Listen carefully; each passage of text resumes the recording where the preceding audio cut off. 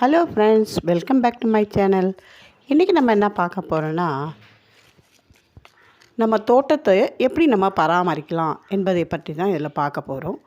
சரி, ஒரு தோட்டத்தை நம்ம கவனிக்கணும் அப்படின்னு கேட்டிங்கன்னா, 6 மாதத்துக்கு ஒரு தடவையோ இல்லை 2 தடவையோ இந்த மாதிரி மரங்களை அந்த மண்ணெல்லாம் நல்லா கொத்தி விட்டு, மண்ணெல்லாம் மூடிட்டுருக்கோம், மண்ணெல்லாம் நல்லா கொத்தி விட்டு அதுக்கு வேண்டிய உரங்களை கொடுப்பதற்காக அதை நம்ம முதல்ல எல்லா மரம் செடி கொடி எல்லா தாவரங்களையும் நம்ம அந்த மாதிரி தோண்டி வச்சுக்கணும். முதல்ல பார்த்திங்கன்னா கொய்யா மரம், இந்த கொய்யா மரத்தை சுற்றி இந்த மாதிரி மண்ணை தோண்டி நம்ம தயார்படுத்தி வச்சுட்டா அதுக்கப்புறம் உரங்கள் கொடுப்பதற்கு நமக்கு வசதியாக இருக்கும். இதுக்கு என்னெல்லாம் உரங்கள் கொடுக்கலாம் அப்படின்னு கேட்டிங்கன்னா, தழை உரங்கள் கொடுக்கலாம், இலை உரங்கள் கொடுக்கலாம், காய்ந்த பூக்கள் உரங்கள் கொடுக்கலாம். இந்த மாதிரி நிறைய உரங்கள் இந்த மாதிரி போடும்போது அந்த செடி இன்னும் செழிப்பாக பசுமையாக அழகாக அவங்களுக்கு வரத்துக்கு வாய்ப்பு இருக்குது.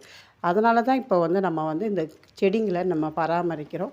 சரி, நம்ம செடிங்களுக்கு இந்த மாதிரி உரங்கள் கொடுக்கறதுக்கு முன்னாடி அதை நம்ம தோண்டி மேலே இருக்கிற மண்ணெல்லாம் எடுத்துட்டு அதுக்கப்புறம் நம்ம உரங்கள் கொடுத்து அதுக்கப்புறம் மிக்ஸ் பண்ணி நம்ம வைக்கணும். அதை தான் இப்போ நம்ம வீடியோவில் பார்த்துட்டுருக்கோம். ஏன்னா டைரெக்டாக நீங்கள் கொடுத்தீங்கன்னா அது உங்களுக்கு அந்த உரங்கள் கலக்காது. அதனால் ஃபஸ்ட்டு தோண்டிடணும். சைடில் இருக்கிற மண்ணெல்லாம் தோண்டி நீங்கள் இந்த மாதிரி வச்சுட்டிங்கன்னா அதுக்கப்புறம் நீங்கள் உரங்கள் கொடுக்கும்போது உங்களுக்கு வசதியாக இருக்கும். இது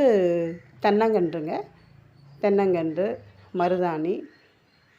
அடுத்து இது பார்த்திங்கன்னா உங்களுக்கு சீத்தாப்பழம்.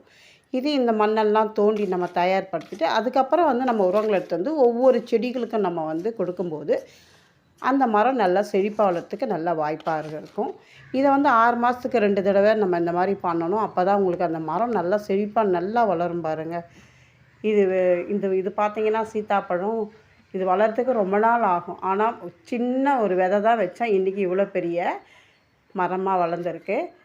அதனால் நம்ம பராமரிப்பு தாங்க ரொம்ப முக்கியமானது. இப்போ ஒவ்வொரு செடி, ஏன்னா தோட்டத்தில் நிறைய செடிகள் மரங்கள் எல்லாம் கத்திரிக்காய் செடியிலேருந்து, பப்பாளியிலேருந்து, துளசியிலேருந்து, அவரைக்காயிலேருந்து எல்லாமே நிறைய இருக்குது. அதனால் ஒரு செடியாக இது கத்திரிக்காய் செடி இதெல்லாம் தோண்டி தயார்படுத்திட்டேன். அதுக்கப்புறமா நான் உரங்கள் கொடுக்கலாம் அப்படின்ட்டு என்னென்ன உரங்கள் கொடுக்கலான்றதை அடுத்த வீடியோவில் நான் உங்களுக்கு சொல்கிறேன். எந்தெந்த உரங்கள் கொடுக்கலாம் என்பதை நாளைய வீடியோவில் நான் போடுறேன்.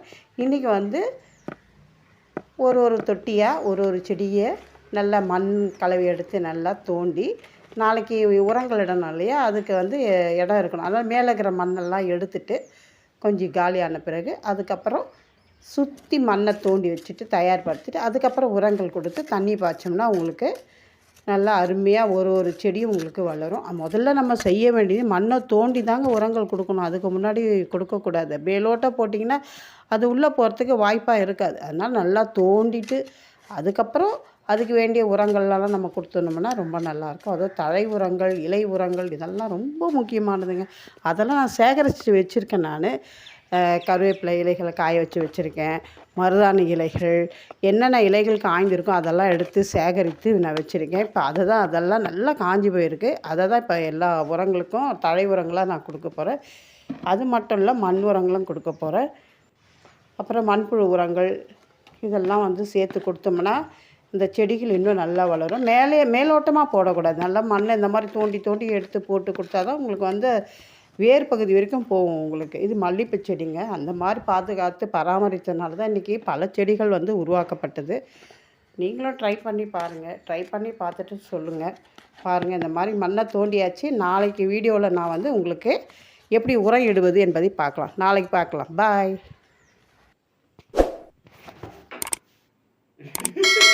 இதெல்லாம் அடுத்த வீடியோவில் பார்க்கலாம். சரி, அடுத்த வீடியோவில் பார்க்கலாம்.